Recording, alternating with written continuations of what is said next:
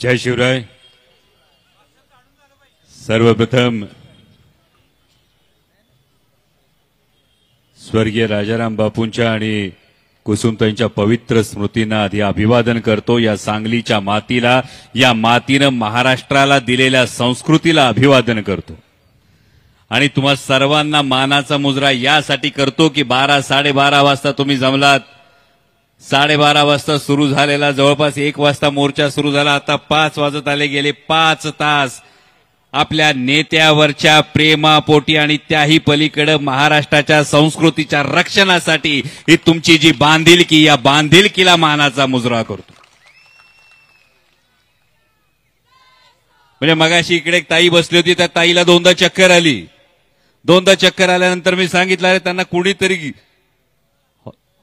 उपचारासाठी घेऊन जा। त्यानंतर मला कळलं की त्या स्वतः नाही म्हणतायत, एका माऊलीची ही बांधिलकी आहे आपल्या नेतृत्वाविषयी आणि त्यामुळे या बांधिलकीला मानाचा मुजरा। कारण हा विषय केवळ व्यक्तीचा नाही। म्हणजे मगाशी आदरणीय जयंत पाटील साहेबांविषयी राजेश टोपे साहेब बोलले, आव्हाड साहेब बोलले।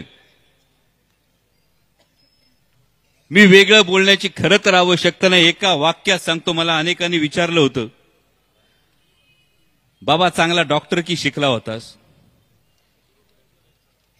चांगली प्रॅक्टिस चालली असती, राजकारणात यायची गरज काय होती? त्यानंतर दुसऱ्या लोकांनी विचारलं, बाबा आपलं मालिकेत चांगलं चाललं होतं, मालिका चांगली चालली होती, सगळं सोडून राजकारणात यायची काय गरज होती? उत्तर एकच होतं, माझ्या समोर एक व्यक्ती होती, ज्या व्यक्तीला पाहून मला कळत होतं राजकारणात सुद्धा सुसंस्कृतपणा असतो, तो टिकवता येतो आणि त्या माणसाचं नाव म्हणजे आदरणीय जयंत पाटील साहेब। हे ठामपणे आज तुमच्या समोर सांगतो।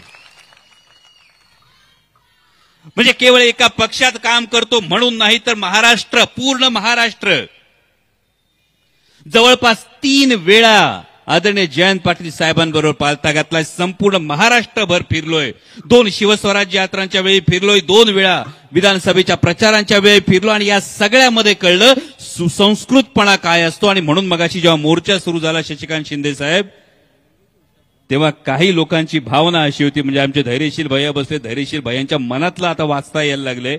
भैयांनी पहिलं वाक्य वाचलं असेल, हे महाराष्ट्र संस्कृती बचाव मोर्चा पाहिजे होतं नाव का जरा वट्टीवर आणा मोर्चा पाहिजे होतं नाव? पण महाराष्ट्राची संस्कृती जी आहे, ही संस्कृती 2 अर्थाने आहे। महाराष्ट्राच्या मनात जसा राग असतो तशी मनगटात रग असते। जर सरळ चाललं तर सरळ, आणि वाकड्यात कोण शिरलं तर तंगड काढून देणारं ही सुद्धा संस्कृती आहे आणि हे विसरून चालणार नाही।